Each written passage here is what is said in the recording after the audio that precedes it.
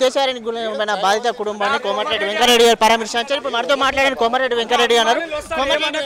చెప్పండి, అత్యాచారానికి గురైన వారం రోజులు అయితే అయినా ఇప్పుడు పోలీసులు పట్టించుకోలేరు. దీనిపైన మీరు ఏమంటారు? పోలీసులు ప్రభుత్వ అధినేతల కనుసన్నల్లో పనిచేస్తారు.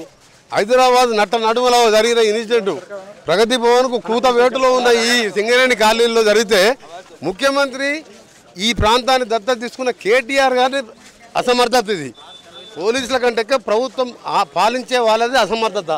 పోలీసుల డమ్మీలు అయిపోయినారు. గంజాయి స్మగ్లర్లకు, మందు షాపు, వైన్ షాపులకు, ల్యాండ్ మాఫియాకు కొమ్ము కాస్తూ ల్యాండ్ మాఫియా, వైన్ మాఫియా దోపిడీకి అలవాటైనరు. కొందరు ఈ ప్రాంతానికి చెందిన పోలీసులు గంజాయి అమ్ముతోలతో కుంభక్కై ఆ ఇన్సిడెంట్ 3 గంటల వరకు లోపలికి పోనీయలే. అందుకనే హైదరాబాద్లో తెలంగాణలో పోలీస్ యంత్రాంగం లేదనేది ఈ ఇన్సిడెంట్తో అర్థమైపోయింది. అంటే పోలీసులు ఆ కుటుంబం పైన దాడి చేసి మరి అమ్మాయిని తీసుకెళ్లారని చెప్తున్నారు. దాని మీద తీవ్రంగా ఖండిస్తున్నాం. ఇప్పుడే డీజీపీ గారితో మాట్లాడి చీఫ్ సెక్రటరీకి చెప్పిన. చీఫ్ సెక్రటరీ గారు డీజీపీ గారితో మాట్లాడతానని చెప్పిన. మీ ముందర చీఫ్ సెక్రటరీ గారితో మాట్లాడినా వారిని సస్పెండ్ చేయాలి. వెంటనే ఇవాళ చేతగాని పోలీసు 10 లక్షలు ఇస్తాం మీరు పట్టియండి అన్న అంటేనే పోలీస్ డిపార్ట్మెంట్ లేదన్నట్లు లెక్క. ఈయన సెక్రటరీకి వచ్చి పరిపాలిస్తే ఎవడన్నా ఆఫీసర్ వింటాడు.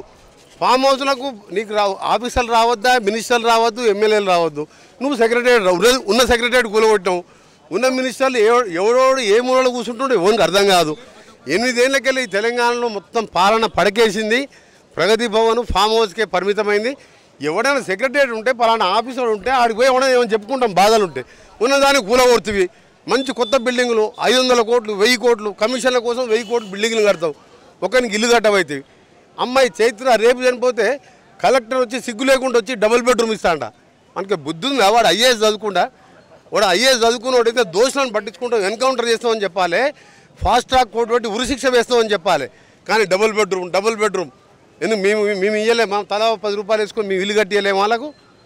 ఇక్కడ మా స్థానిక నాయకులు లేరా?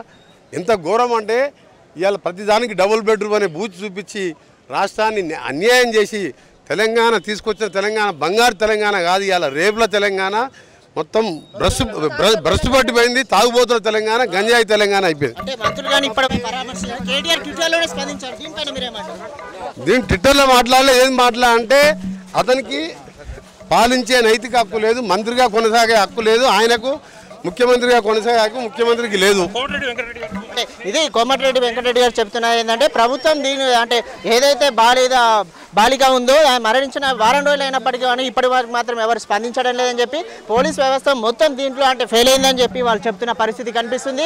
ప్రభుత్వం దీనిపైన వెంటనే స్పందించి ఆ నిందితుని పట్టుకొని ఉరిశిక్ష విధించాలని, లేదంటే ప్రభుత్వం మాత్రం ఈ బాలికపై ఇప్పటి వరకు వారం రోజులు గడుస్తున్నప్పటికీ ఈయనపై అటు ప్రభుత్వం కానీ ఇటు మంత్రులు కానీ ఇప్పటి వరకు పరామర్శించకపోవడం చాలా బాధాకరం అని చెప్పి ట్విట్టర్లో స్పందిస్తున్న మంత్రి కేటీఆర్ సింగరేణి కాలనీని సింగపూర్ చేస్తామని చెప్పారు. కానీ సింగరేణి కాలనీకి వచ్చి ఇప్పటి వరకు బాలికని వారి కుటుంబాన్ని పరామర్శించలేదని కూడా కోమటిరెడ్డి విమర్శిస్తున్నారు. కెమెరామెన్ గురుమూర్తితో నవీన్, V3 న్యూస్, హైదరాబాద్.